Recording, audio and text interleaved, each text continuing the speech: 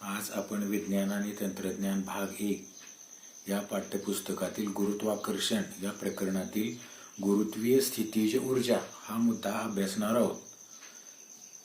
सुरुवातीला आपण त्याची व्याख्या बघूया.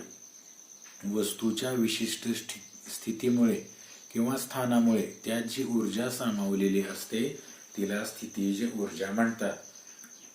विशिष्ट स्थिती किंवा वस्तूचं विशिष्ट स्थान यामुळे त्याची ऊर्जा असते. उदाहरणार्थ उंचावर बांधलेली पाण्याची टाकी, त्या टाकीचे पाणी आहे, त्या पाण्याच्या अंगी किंवा धारणात साठवलेले पाणी, तर ते जे पाणी आहे त्या पाण्यात एक प्रकारची ऊर्जा सामावलेली असते आणि ती अशा प्रकारची जी ऊर्जा आहे तिला काय म्हणतात?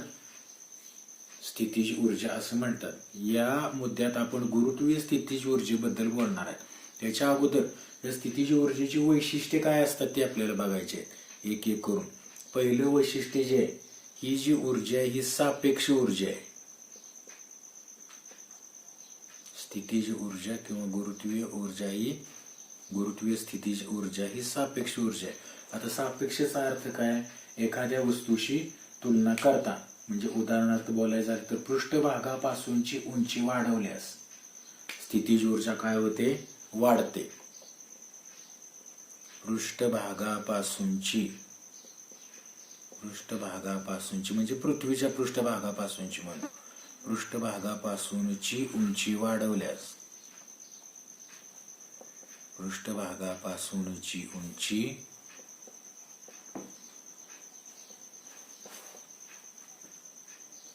वाढवल्यास ही ऊर्जा वाढते.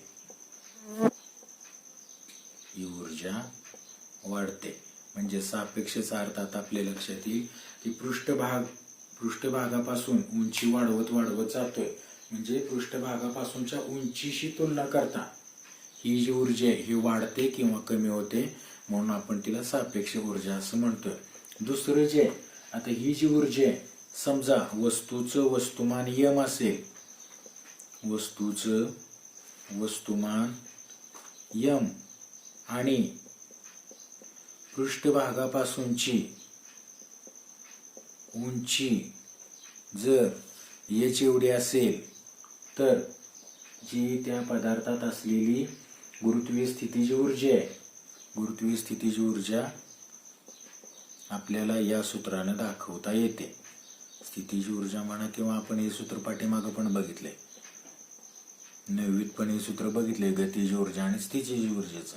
तर त्या पदार्थात असलेली गुरुत्वीय स्थितीज ऊर्जा आपल्याला ह्या सूत्राने दाखवता येते. mgh या सूत्राने दर्शविता येते.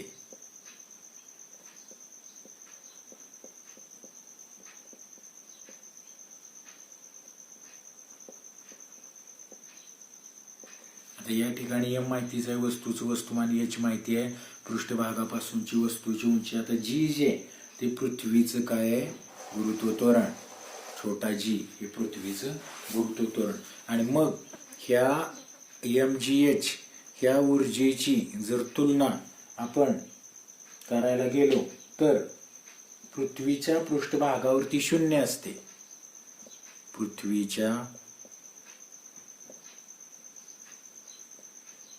पृष्ठभागावर पदार्थात साठवलेली ऊर्जा असते किंवा त्याच्या स्थितीमुळे त्यात जी ऊर्जा असते ती किती असते? 0 असते. पृष्ठभागापासूनचं अंतर जसजसं वाढत जाईल, काय म्हणतात बघा, पृथ्वीच्या पृष्ठभागापासूनचं अंतर जसजसं वाढत जाईल, म्हणजे थोडक्यात एचचं मूल्य पृथ्वीच्या त्रिज्येच्या तुलनेत अगदी कमी असताना जीचं मूल्य आपण स्थिर धरू शकतो. म्हणजे पृथ्वीच्या पृष्ठभागावर एचचं जे मूल्य आहे ते पृथ्वीच्या केंद्रापासूनचं अंतर आहे आणि त्या ठिकाणी जीचं मूल्य स्थिर असतं, 9.8च्या आसपास असतं. पण एचचं मूल्य जसजसं वाढत जाईल तसतसं काय होतं? उदाहरणार्थ इथं दिले वस्तू जर अनंत अंतरावर असेल तर जीचं मूल्य काय होतं? स्थिर होतं. म्हणजे थोडक्यात आपल्याला म्हणायचं एचचे मूल्य वाढताना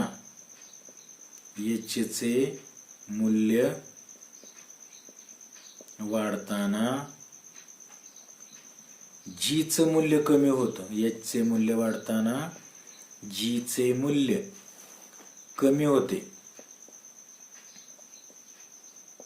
आपण सूत्र बघितलं होतं की त्या जीच्या मूल्यात होणारे बदल यात एक मुद्दा बघितला होता, उंचीनुसार होणारे बदल. आणि त्या तक्त्यात आपण बघितले जसजशी त्या पदार्थाची म्हणा किंवा वस्तूंची पृथ्वीच्या पृष्ठभागापासूनची उंची वाढत जाते तस तसं हे जीचं जे मूल्य आहे ते 9.81 पासून कमी कमी कमी होत जातं. आणि जीचं मूल्य जसजसं कमी होतं तस तसं काय होतं, त्यातली जी स्थितीज ऊर्जा आहे ती स्थितीज ऊर्जा पृथ्वीचं गुरुत्वबळ त्याच्यावर कार्य करत नाही. आणि पृथ्वीचं गुरुत्वबळ कार्य करत नाही त्यामुळं त्या वस्तूची गुरुत्वीय स्थितीची ऊर्जा सुद्धा तिथं शून्य घ्यावी लागते. बघा, म्हणजे पृथ्वीच्या पृष्ठभागावर असताना आपण ती शून्य असते असं जर आपण म्हटलं, पृथ्वीच्या वर म्हटलंयच आपण, इथं म्हटलंयच पृष्ठभागापासूनची उंची वाढवल्यास ती ऊर्जा वाढते आणि पृथ्वीच्या पृष्ठभागावरती किती असते, शून्य असते. बरोबर. जसजसं आपण वर जाऊ, पृथ्वीच्या पृष्ठभागापासून जसजसं वर जाऊ तस तसं इथं म्हटल्याप्रमाणे एच चे मूल्य वाढताना जी चं मूल्य कमी होतं. आणि जी चं मूल्य एका ठराविक उंचीवर, म्हणजे समजा वस्तू अनंत अंतरावर असताना, वस्तू अनंत अंतरावर, वस्तू अनंत अंतरावर असताना जीचं मूल्य काय होतं, शून्य होतं. जीची किंमत शून्य होते. थोडक्यात काय आहे, त्याच्यावर पृथ्वीचे गुरुत्वबळ कार्य करीत नाही. म्हणजेच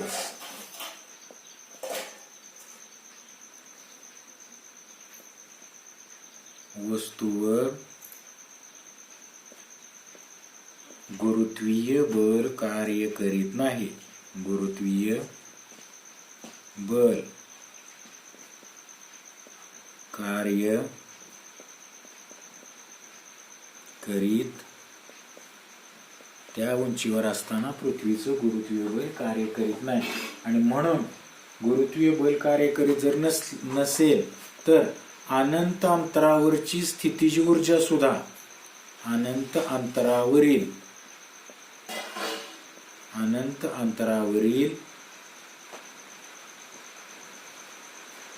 स्थितीज ऊर्जा, अनंत अंतरावरील स्थितीज ऊर्जा ही पण काय असते, शून्यच आपल्याला घ्यावी लागते.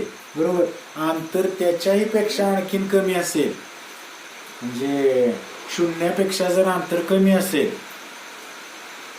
वर आपण म्हटलंय की अनंत अंतर जर असेल त्याच्याही पेक्षा अंतर जर कमी केलं तर ती गुरुत्व ऊर्जा, बरोबर का, अनंत अंतर म्हणतोय, अनंत अंतरापेक्षा जर अजून अंतर कमी असेल तर ती गुरुत्व स्थितीची ऊर्जा किती घेतली जाते, ऋण पण घेतली जाते, वजा पण घेतली जाते. आणि मग इथे दिलेल्या सूत्रानुसार पृथ्वीच्या पृष्ठभागावर पासून एच उंचीवर असताना त्या पदार्थात असलेली गुरुत्वीय स्थितीची ऊर्जा वजा कॅपिटल जी, कॅपिटल एम, छोटा एम छेद आर अधिक एच या सूत्राने ती मोजली जाते. बरोबर का. वजा कॅपिटल जी, कॅपिटल एम, छोटा एम छेद आर अधिक एच. आता ही नोटिफिकेशन तुम्हाला माहिती आहे, हे जे चिन्ह दिलेत किंवा हे अक्षर वापरलीत ही तुम्हाला माहिती आहेत. हे अक्षर कशासाठी आहे, कॅपिटल जी वैश्विक गुरुत्वीय स्थिरांक, कॅपिटल एम कशासाठी आहे, पृथ्वीचं वस्तुमान, छोटा एम कशासाठी आहे, वस्तूचं वस्तुमान, आणि कॅपिटल आर पृथ्वीची त्रिज्या, आणि अधिक एच का केले तर पृथ्वीच्या पृष्ठभागापासूनची त्या वस्तूची उंची, म्हणजे पृष्ठभागापर्यंतचं अंतर आर आणि तिथून त्याची उंची एच. म्हणून अनंत अंतरावर त्या वस्तूची पृथ्वीच्या पृष्ठभागापासूनच्या एच एवढ्या उंचीवर किंवा अनंत अंतराच्या पलीकडे ती ऊर्जा घेताना ऋण घेतात आणि ती या सूत्रानं दाखवतात. वजा capital G, capital M, small M छेद आर अधिक एच. यानंतर या प्रकरणात आपण मुक्तिवेग ही संकल्पना पाहणार आहोत. आता मुक्तिवेग संकल्पना समजून घेण्यासाठी आपल्याला त्याची व्याख्या अगोदर बघायची. व्याख्या अशी आहे ज्या वेगाने वर फेकलेली वस्तू पृथ्वीच्या गुरुत्वीय आकर्षणावर मात करू शकेल व ती परत पृथ्वीवर पडणार नाही, आरंभ वेगाच्या या विशिष्ट मूल्यास मुक्तिवेग म्हणतात. सर्वसाधारणपणे आपली कल्पना काय आहे? पृथ्वीच्या पृष्ठभागापासून वर फेकलेली वस्तू काय होते? पृथ्वीच्या गुरुत्वीय बलामुळे तिचा वर जाण्याचा जो वेग आहे तो कमी कमी होतो, एका ठराविक उंचीला तो 0 होतो आणि तिथून ती वस्तू पुन्हा काय होते? पृथ्वीकडे खाली येऊ लागते, आकर्षली जाते. पण म्हणतानाच त्यांनी असं म्हटलंय की ज्या वेगाने वर फेकलेली वस्तू, 2 प्रकारचे वेग असतात, आरंभ वेग आणि अंतिम वेग. तर ते म्हणतात की आरंभ वेगाचं असं जे मूल्य आहे की त्या वेगानं जर एकदा वर फेकलेली वस्तू पृथ्वीच्या गुरुत्वाकर्षणावर मात करते, म्हणजे त्या गुरुत्वाकर्षण बलाचा त्याच्यावर कोणताही परिणाम होत नाही आणि ती वस्तू परत पृथ्वीवर पडत नाही. म्हणून व्याख्या करताना त्यांनी म्हटलंय, ज्या वेगाने वर फेकलेली वस्तू पृथ्वीच्या गुरुत्वीय आकर्षणावर मात करू शकेल व ती परत पृथ्वीवर पडणार नाही, आरंभ वेगाच्या या विशिष्ट मूल्यास मुक्तिवेग असं म्हणतात. आता मुक्तिवेग ही हा जो शब्द आहे त्याला इंग्रजीत एस्केप व्हेलॉसिटी म्हणतात. एस्केप म्हणजे मुक्त होणं, आणि म्हणून व्ही फॉर व्हेलॉसिटी आणि लिहिताना ते असं लिहितात VESC. VESC चा अर्थ काय आहे? मुक्तिवेग, एस्केप व्हेलॉसिटी. आता यानंतर आपल्याला मुक्तिवेगाचं सूत्र मिळवायचंय की मुक्तिवेगाचं सूत्र काय असतं आणि त्या मुक्तिवेगात एस्केप व्हेलॉसिटीची किंमत काय असते हे पण आपल्याला काढायचंय. म्हणजे आरंभ वेग किती असतो हे पण आपल्याला ठरवायचंय. आता हे ठरवत असताना आपल्याला यम वस्तुमान असलेली एक वस्तू घ्यायची आहे. आपण काय करतोय बघा इथं, आता मुक्तिवेगाचं सूत्र मिळवण्यासाठी ऊर्जा अक्षयतेचा सिद्धांत आपण वापरणार आहे आणि त्यात यम वस्तुमान असलेली वस्तूची पहिल्यांदा पृथ्वीच्या पृष्ठभागावरील ऊर्जा बघणार आहे आणि परत त्याच वस्तूची अनंत अंतरावरील ऊर्जा बघणार आहे आपण. मग ती ऊर्जा बघत असताना पृथ्वीच्या पृष्ठभागावरची त्या पदार्थात असलेली जी गतिज ऊर्जा आहे, यम वस्तुमान असलेल्या वस्तूची गतिज ऊर्जा, ती या सूत्रानं दाखवतात. 1/9 बघितलंय आपण हे सूत्र, 1/2 mv चा वर्ग, 1/2 mv चा वर्ग. पण इथं घेणारा जो v आहे तो काय आहे? मुक्तिवेग आहे. म्हणून आपण म्हणतो 1/2 मुक्तिवेगाचा वर्ग. वाचताना ते असं वाचा, मुक्तिवेगाचा वर्ग, यम वस्तुमान आणि VESC म्हणजे त्याचा मुक्तिवेग. ही झाली पृथ्वीच्या पृष्ठभागावरची गतिज ऊर्जा. पदार्थ ज्यावेळी अनंत अंतरावर जातोय त्यावेळी त्याचं जे वस्तुमान आहे ते वस्तुमान बदलणार नाहीये, पण त्या पदार्थात असलेली जी गतिज ऊर्जा आहे, थोडक्यात अनंत अंतरावर जाऊन ज्यावेळी तो स्थिर होतो त्यावेळी त्याचा अंतिम वेग 0 होतो आणि अंतिम वेग जर 0 झाला तर त्या पदार्थात असलेली गतिज ऊर्जा पण किती होणार आहे? 0 होणार आहे. कारण आपण म्हटलंय ती परत पृथ्वीच्या पृष्ठभागावर पडत नाही तर तिथं स्थिर होते आणि स्थिर झाल्यावर अंतिम वेग 0, म्हणजे त्यात असलेली जी गतिज ऊर्जा आहे ती काय असणार आहे? 0 असणार आहे. परत पृथ्वीच्या पृष्ठभागावर पदार्थ असताना त्यातली जर स्थितीज ऊर्जा बघितली तर आपण वर एक सूत्र काढले स्थितीज ऊर्जेचं, वजा capital G capital M small m छेद R अधिक H एवढी स्थितीज ऊर्जा असते त्या पदार्थात. ती वस्तू पृथ्वीच्या पृष्ठभागावर असताना वजा capital G capital M small m छेद R. आणि हाच पदार्थ ज्यावेळी अनंत अंतरावर असतोय त्यावेळी, म्हणजे इथला जो R आपण घेतलाय तो इथला R कशासाठी आहे? पृथ्वीच्या पृष्ठभागापासून त्याची उंची. वर घेताना आपण R अधिक H घेतलाय, पण हा पदार्थ ज्यावेळी पृथ्वीच्या पृष्ठभागावर आहे त्यावेळी R अधिक H न घेता आपण काय घेतो? नुसता R घेतो. समजा अनंत अंतरावर हाच पदार्थ आहे तर वजा capital G capital M small m आणि अनंत अंतरावर म्हणतो त्यावेळी असं हे इन्फिनिटीचं चिन्ह करतो आपण. इन्फिनिटी ज्याला अनंत अंतर आपण म्हणतो. तर हे जे R अधिक H आहे थोडक्यात हा काय आहे? हे जे अंतर आहे ही पृथ्वीची त्रिज्या, आणि एच म्हणजे एच घेताना आपण अनंत अंतर घेतोय, आणि हे एकत्रच दाखवताना आपण कशाचं चिन्ह करतोय, इन्फिनिटीचं चिन्ह करतोय किंवा अनंत अंतराचं चिन्ह करतोय. त्यावेळी सुद्धा त्यातली स्थितीची ऊर्जा किती असते, 0 असते. वर आपण म्हटलं वस्तू ज्यावेळी अनंत अंतरावर असते त्यावेळी त्यात असलेली स्थितीची ऊर्जा 0 घेतात, आणि त्याच्याही आणखीन ती पलीकडे असेल, अनंत अंतराच्या पण पलीकडे असेल तर येणारी किंमत कशी घेतात, ते वजा घेतात. म्हणून वजा GMM छेद अनंत अंतर, आणि त्या ठिकाणची स्थितीची ऊर्जा 0 घेतली आपण.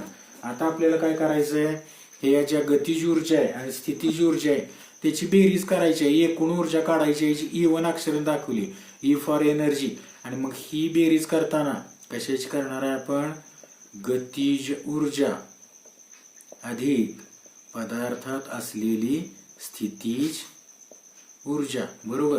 आणि म्हणून पुढच्या पायरीत आपल्याला असं म्हणता येईल, E1 बरोबर गतीज ऊर्जा काय आहे, 1/2 मुक्ती वेगाचा वर्ग अधिक, कंसात लिहूया, आता याची किंमत वजा आहे म्हणून कंसात लिहूया, वजा GMM छेद R. आणि गणिताच्या नियमानं आपल्याला माहिती आहे, कंसाच्या बाहेर ज्यावेळी बेरजेचे चिन्ह असेल त्यावेळी आतील जी चिन्ह आहे ती सगळी आहे तीच राहतात, बदलत नाही. आणि म्हणून एकूण ऊर्जा E बरोबर, एकूण ऊर्जा E1 बरोबर 1/2 M मुक्ती वेगाचा वर्ग वजा GMM छेद R. हे आपल्याला मिळणार आहे E1. हा काय मिळाला, E1 म्हणजे एकूण ऊर्जा M वस्तुमान असलेल्या वस्तूची पृथ्वीच्या पृष्ठभागावर असताना. आता आपल्याला त्याच पदार्थात असलेली एकूण ऊर्जा बघायची आहे, पण कुठं, तीच वस्तू अनंत अंतरावर असताना. म्हणून E2 बरोबर पदार्थाची गतीज ऊर्जा अधिक त्याच पदार्थात असलेली स्थितीज ऊर्जा आपण बघतोय, आणि म्हणून हे सूत्र आपलं असं होईल, E2 बरोबर गतीज ऊर्जा पण अनंत अंतरावरची 0 आहे, अनंत अंतरावरची स्थितीज ऊर्जा पण 0 आहे, आणि म्हणून आपण म्हणू शकतो E2 बरोबर जी एकूण ऊर्जा आहे गतीज ऊर्जा अधिक स्थितीज ऊर्जा ही किती असणार आहे, 0 असणार आहे. आता याच्या पुढे सोडवत असताना आपल्याला मुक्तिवेगाचं सूत्र काढायचंय, आणि मुक्तिवेगाचं सूत्र काढत असताना आपण सुरुवातीलाच म्हटलं की ऊर्जा अक्षयतेचा सिद्धांत वापरून आपण हे सोडवणार आहे. आणि म्हणून ऊर्जा अक्षयतेच्या सिद्धांताप्रमाणे असं आपण म्हणणार आहे, ऊर्जा अक्षयतेच्या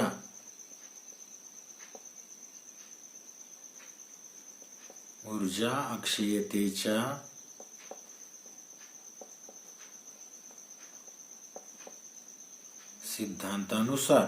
आता थोडक्यात पाठीमागे आपण बघितलेला ऊर्जा अक्षयतेचा सिद्धांत आपण सांगतोय, तर तो काय आहे, ऊर्जा निर्माण करता येत नाही किंवा ऊर्जा नष्टही करता येत नाही, तिचे एका प्रकारातून दुसऱ्या प्रकारात रूपांतर होते, आणि विश्वातील एकूण ऊर्जा ही सदैव अक्षय असते, असा तो ऊर्जा अक्षयतेचा सिद्धांत आहे. अक्षय या शब्दाचा अर्थच आहे अक्षय, ज्याचा कधीही क्षय होत नाही, जे कधीही नष्ट होत नाही. आणि म्हणून सिद्धांतात म्हटल्याप्रमाणे ऊर्जा निर्माण पण करता येत नाही, ती नष्ट पण करता येत नाही, तिचं फक्त एका प्रकारातून दुसऱ्या प्रकारात रूपांतर होतं, आणि विश्वातील एकूण ऊर्जा ही स्थिर असते. आणि म्हणून या सिद्धांतानुसार आपण म्हणू शकतो E1 बरोबर E2. चा अर्थ काय, M वस्तुमान असलेल्या वस्तूची पृथ्वीच्या पृष्ठभागावर जेवढी एकूण ऊर्जा आहे तेवढीच M वस्तुमान असलेल्या वस्तूची अनंत अंतरावरची सुद्धा एकूण ऊर्जा आहे. आणि म्हणून आपण E1 बरोबर E2 या सूत्रात इथं काढलेली E1च्या आणि इथं काढलेल्या E2च्या किमती भरतोय, आणि मग त्यानुसार E1 ची किंमत काय आहे, 1/2 M मुक्ती वेगाचा वर्ग वजा GMM छेद R, आणि बरोबर E2 ची किंमत लिहितोय आपण शून्य. बरोबर, E2 ची किंमत काय लिहितोय? शून्य. याच्या पुढची पायरी आपण काय करणार आहे? डाव्या बाजूला जी E1 आहे म्हणजे त्यातली गतीज ऊर्जा आणि स्थितीज ऊर्जा वेगळी करतोय. थोडक्यात ही वजा GM वाली टर्म आपण शून्याच्या बाजूला नेतोय आणि म्हणून याची पुढची पायरी होणार आहे 1/2 m मुक्तिवेगाचा वर्ग बरोबर GM r. म्हणजे वजाबाकीची जी टर्म आहे ती त्या बाजूला जाऊन काय होणार आहे? धन होणार आहे. शून्यात हे मिळवले तर उत्तर हेच येणार आहे. आता बघा, डाव्या बाजूला पण छोटा m आहे आपल्या सूत्रात, उजव्या बाजूला पण छोटा m आहे, म्हणून तो काय होणार आहे? त्याचा लोप होणार आहे, तो कॅन्सल होणार आहे. थोडक्यात m वस्तुमान असलेली जी वस्तू आहे अनंत अंतरावर, ती जी वस्तुमान आहे ते आपण ग्राह्य धरत नाही. कारण पृथ्वीच्या वस्तुमानाच्या तुलनेनं, त्या अंतराच्या तुलनेनं आणि वैश्विक गुरुत्वीय स्थिरांकाच्या तुलनेनं ते जे वस्तुमान असणार आहे ते कसं असणार आहे? खूपच नगण्य असणार आहे. याच्या अगोदरच्या पायरीत आत्ताच आपण बघितलं की डाव्या बाजूचा छोटा m आणि उजव्या बाजूचा छोटा m वस्तूचं वस्तुमान काय झाले? कॅन्सल केले किंवा लोप पावले. आणि म्हणून त्याच्या पुढची जी पायरी असेल ती काय असेल? 1/2 मुक्तिवेगाचा वर्ग बरोबर GM/r. आता पुढच्या पायरीत आपण हा 2 पण घालवतोय उजव्या बाजूला आणि म्हणून मुक्तिवेगाचं सूत्र होईल मुक्तिवेगाचा वर्ग बरोबर 2GM/r. मुक्तिवेगाचा वर्ग बरोबर 2GM/r. आता आपल्याला फक्त v ची किंमत हवी आहे. आपल्याला आलाय v चा वर्ग सूत्रात, म्हणून जर दोन्ही बाजूचं जर वर्गमूळ काढलं, आपण दोन्ही बाजूचं वर्गमूळ काढून असं जर म्हटलं तर v वर्गाचं वर्गमूळ येणार आहे केवळ v, आणि म्हणून इथं फक्त राहणार आहे मुक्तिवेग बरोबर. आता उजव्या बाजूच्या ज्या सगळ्या टर्म्स आहेत, ज्या अक्षर आहेत, ज्या संख्या आहेत, त्या पूर्ण वर्ग नाहीत आणि म्हणून आपण काय करतोय? त्या ज्या सगळ्या संख्या आहेत त्या आपण एका कर्णी चिन्हात टाकतोय आणि म्हणून हे होणार आहे 2GM/r. आता हे मुक्तिवेगाचं सूत्र म्हणून आपण घेऊ शकतो, पण थोडासा जर ह्यात आणखीन जर बदल केला तर आपल्याला त्यात आणखीन काही गोष्टी ऍड करता येतील. पाठीमागं आपण हे सूत्र बघितलं होतं, छोट्या जीचं सूत्र बघितलं होतं.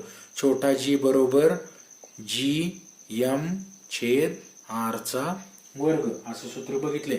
आता GM/r चा वर्ग ह्याचा आणि ह्याचा कुठेतरी मेळ घालण्यासाठी, कारण पुस्तकात तुम्हाला जे सूत्र म्हटलंय, पुस्तकात डायरेक्ट म्हटलंय 2GR, मुक्तिवेगाच्या सूत्रात कर्णित 2GR असं म्हटलंय.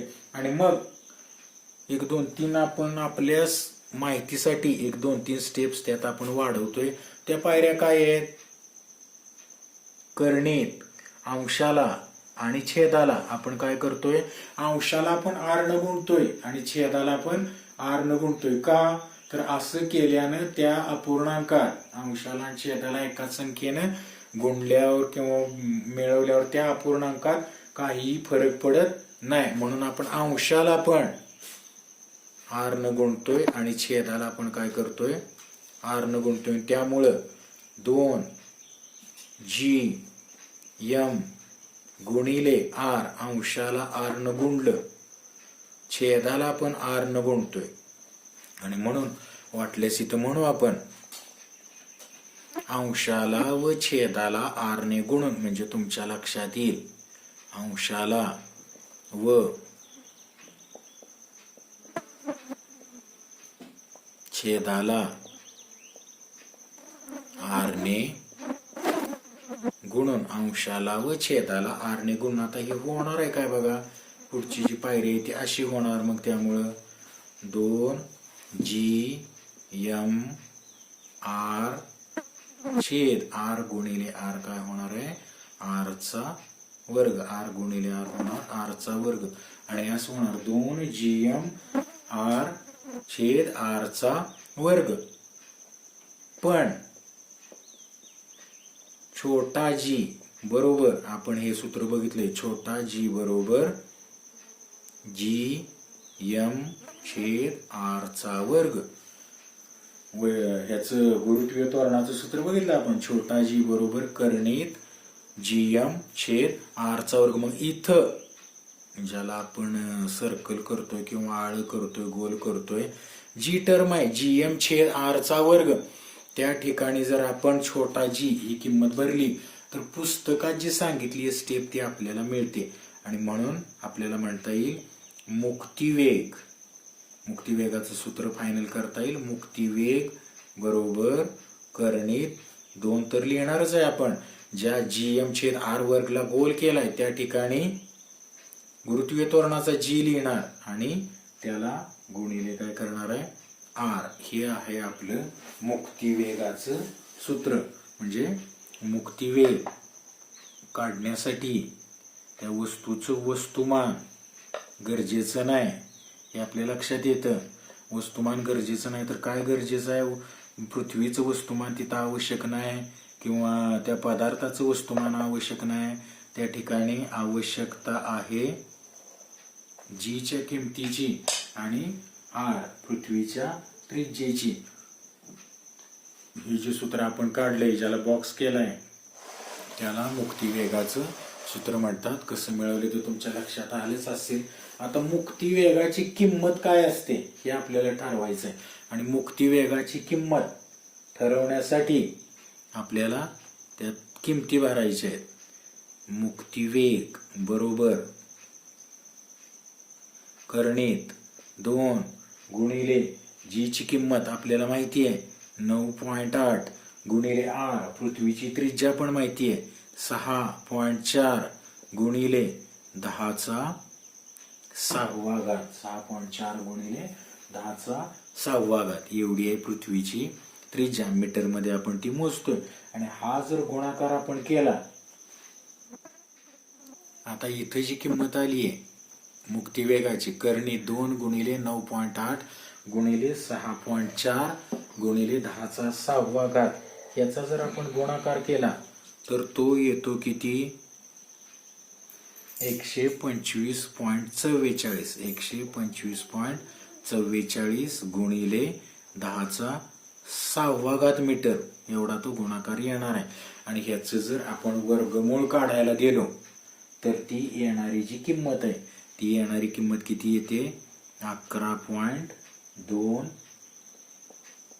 किलोमीटर/सेकंद. म्हणजे मुक्तिवेगाच्या सूत्रात या जर किमती भरल्या आणि त्याचं जर आपण उत्तर काढायला गेलो तर ते किती येतं, 11.2 किलोमीटर/सेकंद. थोडक्यात आपल्याला म्हणायचंय काय, पृथ्वीच्या पृष्ठभागापासून वर फेकल्या जाणाऱ्या वस्तूचा वेग जर आरंभी वेग जर 11.2 किलोमीटर/सेकंद असेल तर पृथ्वीच्या गुरुत्व त्वरणावरती मात करू शकते आणि एका विशिष्ट कक्षेत ती वस्तू स्थिर होऊ शकते. बऱ्याच वेळा मुलांना, विद्यार्थ्यांना प्रश्न पडतो की इथं केवळ किमती भरल्यात, गुणाकार केल्यात, पण हे 11.2 किलोमीटर/सेकंद येतं कसं. तर त्याच्यासाठी वर्गमूळ काढत असताना आपण काय करणार आहे, 125.44 पाठीमागे जी एक पद्धत शिकलोय आपण, वर्गमूळ काढण्याची एक भागाकार पद्धत शिकलोय. तर त्या भागाकार पद्धतीनं आपण अगोदर याचं वर्गमूळ काढून बघणार आहे की बाबा 11.2 येतं का आणि कसं येतं.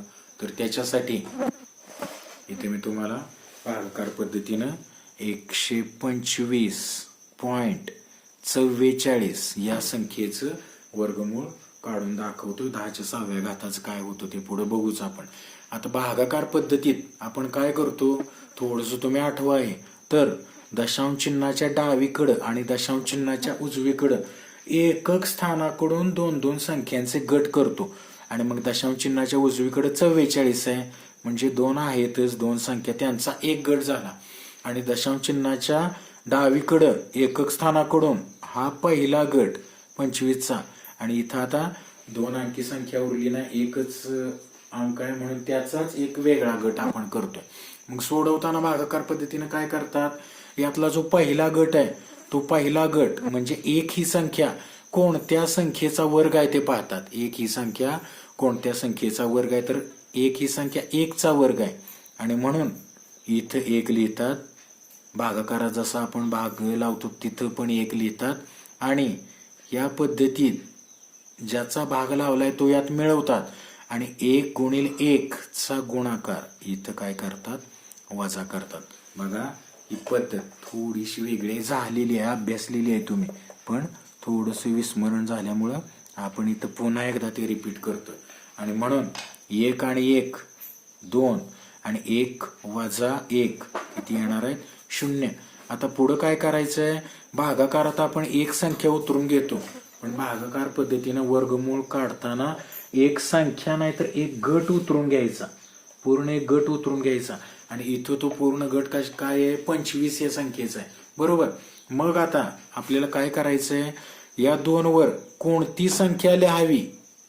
आता नियम एक वेगळा आहे इथं, जी संख्या तुम्ही लिहाल 2 वर त्याच संख्येनं त्याला गुणायचं, त्याच संख्येचा इथं भाग लावायचा. फॉर एक्झाम्पल 2 वर जर तुम्ही 1 लिहिला तर त्याला गुणणार आहे पण कितीनं, 1च. समजा 2 वर तुम्ही 2 लिहिला तर गुणणार आहे कितीनं, 2च.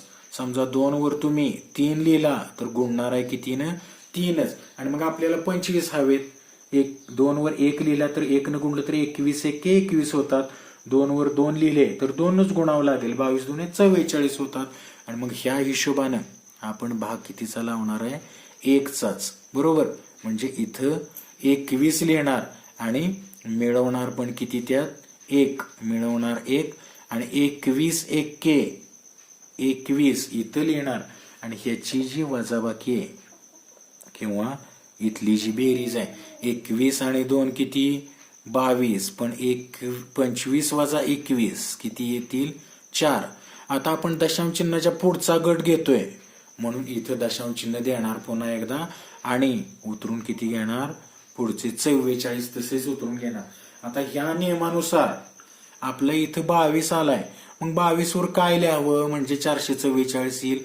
समजा 22 वर 2 लिहिले, आता नियम होता आपला 2 लिहिले तर 2नच गुणायचं, 1 लिहिला तर 1नच गुणायचं, 3 लिहिले तर 3नच गुणायचं. आणि मग ह्या हिशोबानं 22 वर 2 लिहिले तर 222 होतात, 222 होतात. आणि 222 दुणे किती होतात, 444. हे करायचे आहेत वजा आणि मिळवायचे आहेत काय, जेवढ्याचा भाग लावला ते. आणि म्हणून पुढे जर आपण बघायला गेलो बेरीज आणि ती जर वजाबाकी करायला गेलो तर बेरीज येणार आहे 224 आणि ही वजाबाकी मात्र किती येईल, 0. ह्याचाच अर्थ बाकी 0 उरली आहे म्हणजे भागाकार थांबवायला हरकत नाही. या पद्धतीनं आपलं उत्तर 11.2 इथं आलंय. आणि इथं पण आपण तेच लिहिले 11.2. पण एक लक्षात घ्या, हे जे आलेलं जे उत्तर होतं ते कशात होतं, मीटर मध्ये होतं. कारण 6.4 गुणिले 10⁶ हे मीटर आहे. ह्या पद्धतीत आणखीन एक सांगण्यासारखी गोष्ट तुम्हाला की भागाकार पद्धतीनं वर्गमूळ काढत असताना तुमचं उत्तर कन्फर्म आहे की नाही, तुमचं उत्तर बरोबर आहे की नाही हे तुमचं तुम्हाला समजतं, स्वतःला समजतं. कसं, वर येणारी इथली जी संख्या ज्याला तुम्ही भागाकार म्हणा 11.2 म्हणजे थोडक्यात वर्गमूळ काढलंय ते. समजा इथे दशांश चिन्ह नाही असं जर समजलं आपण तर ती संख्या होते 112. मग इथं येणाऱ्या संख्येच्या बरोबर इथं खाली येणारी संख्या जर दुप्पट आली तर म्हणायचं आपण केलेलं काम, आपण केलेलं काढलेलं वर्गमूळ हे बरोबर आहे. आणि मग दशांश चिन्ह नाही म्हटलं तर 112. 112 दुणे किती येतात, 224. म्हणजे आपण केलेलं काम बरोबर आहे. हे झालं भागाकार पद्धतीनं वर्गमूळ काढण्याची पद्धत. आता इथं पुढं आपल्याला हे बघायचंय 125.44 वर्गमूळ आपण काढलं 11.2. पण दिलेलं जे माप आहे ते कशात आहे, मीटर मध्ये. त्यांनी काढलेलं उत्तर कशात म्हणतात, किलोमीटर दर सेकंद मध्ये. बघा बरं का. आता हे इथं लिहितोय मी, आलेलं वर्गमूळ इथं लिहितोय 11.2 गुणिले. आता 10⁶ जर वर्गमूळ आपण काढायला गेलो तर येतं 10⁻³ 10⁻⁴ वर्गमूळ येतं 10⁻³ थोडक्यात काय करायचं असतं, 1 वर जेवढी 0 आहेत, 1 वर आता 6 0 आहेत, तर त्याचं वर्गमूळ काढताना त्याची निम्मी करून 0 लिहायचे असतात. म्हणून 10⁻³ मीटर. आता 11.2 गुणिले 10⁻³ म्हणजे किती आले, 1000 मीटर. त्यांना उत्तर अपेक्षित कशात आहे? किलोमीटर मध्ये अपेक्षित आहे. आणि म्हणून मीटरचे किलोमीटर करताना आपल्याला कितीनं भागायचं असतं? 1000 कारण हे रिलेशन आपल्याला माहिती आहे, 1 किलोमीटर बरोबर 1000 मीटर. हा संबंध तुम्हाला माहिती आहे. इथं 10चा तिसरा घात म्हणजे 1000, त्याला 1000 का भागतोय? कारण मीटरचे किलोमीटर करताना 1000 भागावं लागेल, कारण 1 किलोमीटर बरोबर किती आहे? 1000 मीटर. असं जर हा भागाकार केला तर अंशाच्या 3 शून्यासाठी छेदाचे 3 शून्य निघून जातील आणि 11.2 जे मीटर मध्ये आपलं उत्तर होतं, 11.2 गुणिले 10चा तिसरा मीटर, त्याचे 11.2 किलोमीटर दर सेकंदात आपल्याला रूपांतर करता येईल. थोडक्यात तुमच्या हे लक्षात आलं असेल की मुक्तिवेगाचं जे सूत्र आहे त्या वस्तूच्या वस्तुमानावर ते अवलंबून नाही. तिथं केवळ पृथ्वीचं गुरुत्व त्वरण आणि आर म्हणजे पृथ्वीची त्रिज्या हेच विचारात घेतात. आणि त्या किमती जर इथं आपण मुक्तिवेगाच्या सूत्रात भरल्या तर मुक्तिवेग 11.2 किलोमीटर दर सेकंद असेल तरच ती वस्तू पृथ्वीच्या गुरुत्वीय त्वरणावर मात करू शकेल. पुन्हा ती पृथ्वीवर पडणार नाही एवढा त्या वस्तूचा आरंभ वेग असेल तर. त्यानंतर आपल्याला मुक्तिवेगात वस्तूने गाठलेली सर्वाधिक उंची किती असेल हे काढायचं आहे. आणि हे काढण्यासाठी आपण काय करणार आहे? न्यूटनचा गतिविषयक तिसरं समीकरण वापरणार आहे. म्हणून आपण म्हणतो इथं